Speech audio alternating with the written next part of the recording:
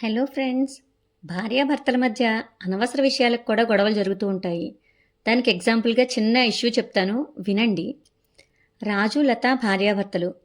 ఆ రోజు శనివారం కాబట్టి రాజుకి ఆఫీస్ సెలవు. మధ్యాహ్నం లంచ్ చేసి పడుకున్నాడు.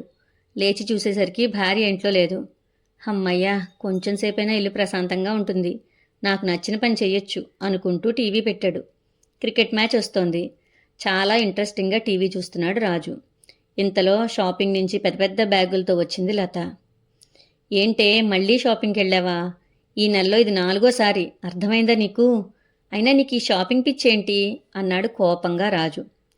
అబ్బా, మీకు గుడ్ న్యూస్ చెప్పనా అండి? ఈరోజు షాపింగ్ మాల్లో 50% డిస్కౌంట్ సేల్ నడుస్తోంది. 10,000 చీర 5,000కే వచ్చింది. అంటే మీకు 5,000 మిగిలినట్లే కదా అంది నవ్వుతూ. నీ తెలివి తగలేసినట్టే ఉందే. 5,000 ఖర్చు పెట్టి 5,000 మిగిల్చాను అంటావేంటి? అసలు కొనకుండా ఉంటే డబ్బులు మన అకౌంట్లోనే ఉంటాయి కదా అన్నాడు కోపంగా రాజు. మీకెప్పుడూ నా పొదుపు గురించి అర్థమే అవ్వదు. అయినా ఆ డబ్బులు మీ అకౌంట్లో ఉంటే మీకేం లాభం చెప్పండి? పెళ్ళైన కొత్తలో నన్ను కంటికి రెప్పలా చూసుకుంటాను అన్నారు. ఇప్పుడు చూడండి, కన్నీళ్లే మిగులుస్తున్నారు అంటూ బాధగా చెప్పింది లత. నేను నిన్నేం చేశానే బాబు అన్నాడు రాజు. చూసారా, పెళ్ళై 5 ఏళ్ళు కాకముందే మీ మాటలు ఎలా మారిపోయాయో. పెళ్లికి ముందు నా వెనకాలే తిరిగేవారు అంది లత. అవును, పెళ్లికి ముందు నీ వెనకాల కుక్కలాగానే తిరిగాను. జంతువులకు ప్రమాదం గ్రహించే శక్తి ముందే ఉంటుందట. కానీ నాకు ఆ శక్తి చాలా లేటుగా పనిచేసింది, అనవసరంగా బుక్ అయ్యాను అన్నాడు ఇంకా వెటకారంగా రాజు. లత ఏడుపు ముఖం పెట్టి, అయ్యో దేవుడా, నా ఫ్రెండ్స్ అందరూ ముందే చెప్పారు, నిన్ను చూసి మురిసిపోయేవాడిని కాదే, నువ్వు చెప్తే మాట వినేవాడిని పెళ్లి చేసుకోవాలి అని. కానీ నేనే వినలేదు అంది బాధగా లత. ఆ మాటలకి రాజు, మీ ఫ్రెండ్స్ చాలా కరెక్ట్గా చెప్పారు. ఎందుకంటే భార్య అందాన్ని చూసి మురిసిపోయే శక్తి కేవలం పెళ్లికి ముందు మాత్రమే ఉంటుంది. పెళ్ళైన తర్వాత వచ్చేది కేవలం సహనశక్తి మాత్రమే అన్నాడు రాజు. సరే సరే, ఈ విషయాలన్నీ పక్కన పెట్టండి.